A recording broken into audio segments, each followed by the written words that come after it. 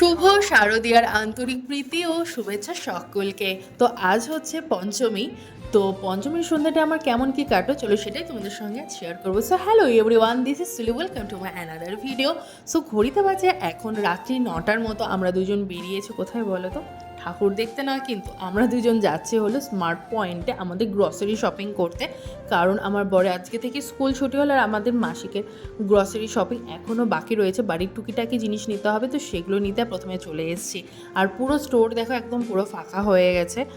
তো পুজো তো চলেই এসছে, তো ঠাকুর দেখতে বেরোই বা না বেরোই, নতুন জামা কিন্তু পরা মাস্ট। সেই জন্য আমি নতুন জামা পরেই বেরিয়েছি আর চলে এসেছি শপিং করতে। কারণ আমার বরের এখনও পর্যন্ত কোনো কেনাকাটা হয়নি।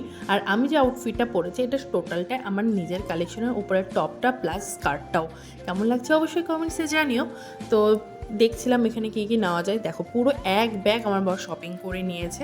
তো সেখানে শপিং করার পর তো বললাম যে চলো একটুখানি ঠাকুরও দেখা যায়। একদম যে দোকান থেকে আমরা শপিং করেছি তার পাশেই ছিল একটা প্যান্ডেল, তো সেখানে চলে এসে কচিকলা ক্লাব। তো সেখানে এসে ভীষণই সুন্দর করে সাজিয়েছে।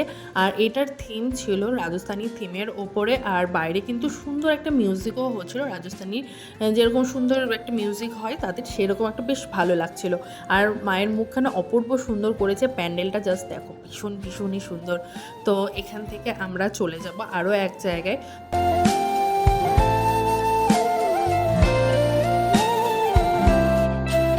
এখন আমরা চলে এসেছি হলো সৃজনী ক্লাবে। অন্য সময় প্রচণ্ড পরিমাণে ভিড় হয়, আজ যেহেতু পঞ্চমী তবুও প্রচুর ভিড় রয়েছে। কালকে থেকে তো পা ঢোকানোই যাবে না, মানে এত পরিমাণে ভিড় হয়। তো যাই হোক, এখন মোটামুটি ওই বাজে 10:30টার মতো। তো আমরা মোটামুটি একটু ফাঁকা পেয়েছি, তো যার জন্যই চলে এসে যে একটু চলো দেখাও হয়ে যাবে দুটোই। পরে যদি ভিড়ের মধ্যে আসতে না ইচ্ছে করে, তার জন্য আমরাও চলে এসেছি ভেতরে।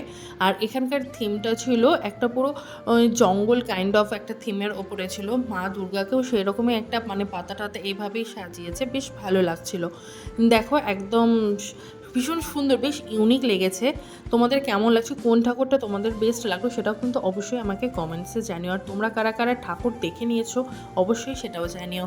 সেখান থেকে বেরিয়ে খেয়ে নিয়েছি একটু আইসক্রিম, তারপর চলে এসেছি পেট পুজো করতে। চলে এসেছি মিস্টার অ্যান্ড মিসেস ইডলিতে ধোসা খাওয়ার জন্য। যেহেতু শনিবার তো আমার টোটালি ভেজ, তো রাত 12টার পরে তো খাওয়াই যায়। তো আর যেহেতু পুজোর টাইমে কোথাও প্রপার ভেজ পাওয়া যায় না, যার জন্য আমি কোথাও খাইও নি। এখন 12টা পার হয়ে গেছে, তো আমরা অর্ডার করে নিয়েছি মশলা ধোসা। তার সাথে আমি নিয়েছিলাম হলো ঘি ফ্রাই স্পাইসি পুলি ধোসা, যেটা আমি ফার্স্ট টাইমই ট্রাই করব। আর খেতে কিন্তু বেশ ভালো ছিল। সাউথ ইন্ডিয়ান সব খাবারের মধ্যে আমার সব থেকে প্রিয় হলো ধোসা। তোমরা কারা কারা ধোসা লাভার রয়েছো? তো দামটাও আমি একটু শেয়ার করে দিই। আমি যেটা নিয়েছিলাম স্পাইসি ঘি ফ্রাই স্পাইসি পলি ধোসা, সেটা দাম নিয়েছে 130 টাকা।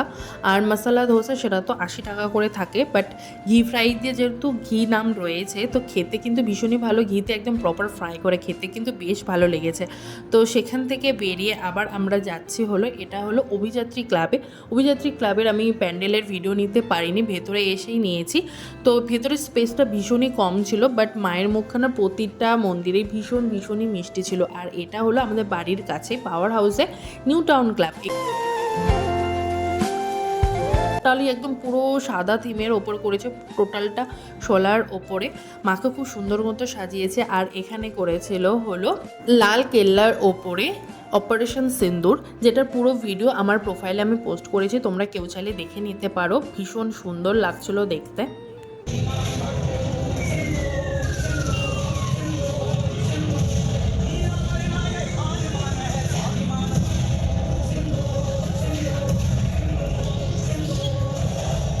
সেখান থেকে এবার চলে এসেছি নেতাজি স্মৃতি, যেটা রঘুনাথপুরে আমাদের বাড়ির কাছে। তো সেই প্যান্ডেল দেখে এবার বাড়ি ফেরার পালা। So that's it for today, by.